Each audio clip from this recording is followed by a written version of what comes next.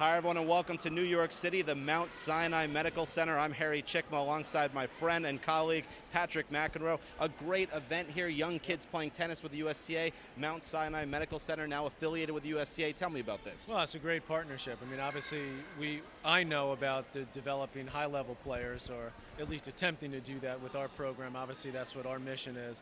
But overall, tennis is great for everybody. And for the health and well-being aspect of it, I think that really drove this relationship with Mount Sinai, because we've got a lot of issues in our country with young kids, with older people, just sitting around too much. So anything that we can get the message out, and we've obviously, USTA has been working on that hard, so has Mount Sinai. So I think it's a great combination. It's right here in New York.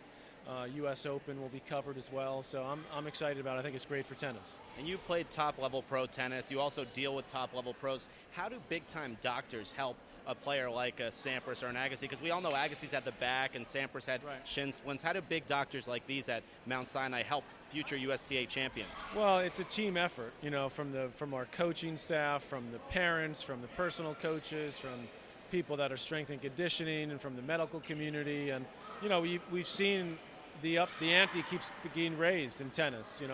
Diet better, rest better, different modes of training, etc. So anytime you can get people that are affiliated with Mount Sinai, that have the expertise, not just in when you hurt your shoulder, but overall well-being, I think that's really where the biggest difference can come, because the game just keeps getting more and more physical, more and more difficult. And don't forget, the mental side of it too is very important. So when you get a great institution that can cover all those bases, that can really help us and what we're trying to do, and helping our best players maximize their ability.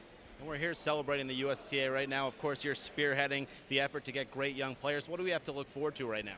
Well, we're doing pretty well, I think really well on the women's side, and I think we're starting to see some signs on the men's side as well, that the players are really starting to, first of all, come together and starting to understand what it takes, which is a lot of discipline, a lot of hard work, and constant commitment to being the best. And so I think that message is starting to get through. We've got some real good talent coming up, but without the work ethic and without the organization behind it, I think in today's game, it's so competitive, it's hard just to count on talent. So you have to have that whole team in place, real good support system. I've been very happy with what I've seen at the French Open so far, particularly on the women's side, and I think it's only going to continue. What do you think about the French right now? Rafael Nadal's a favorite, of course. He's the number 3 seed. What are your predictions in the French?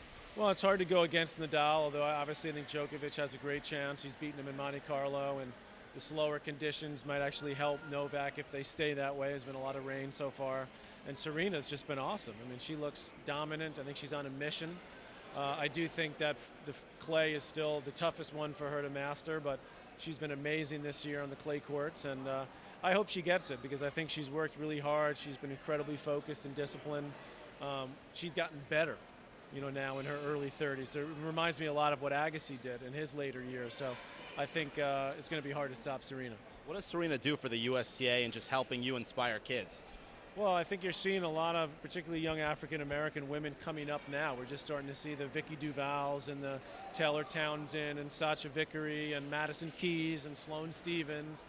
So if I forgot someone, I'm sorry, because there's a lot of them, but there are a lot of good ones.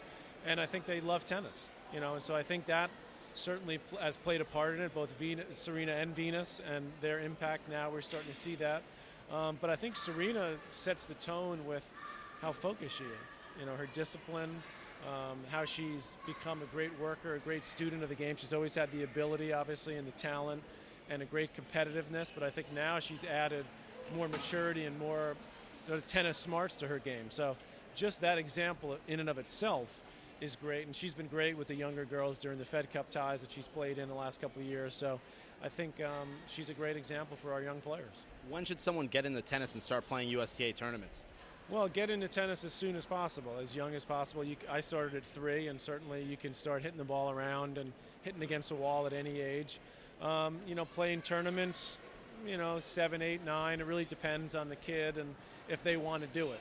And if the parents obviously got to support them in that, but I would encourage them to play in teams and to play with other kids, and start out that way and keep having fun. Because if you go into a too high intense pressure situation too early, I think sometimes you can lose the interest and the passion for the kids. So I think it's there's no one age to start as far as playing tournaments, but when it feels right, and I think the kid will let you know. My daughter's just turned 7. She loves tennis.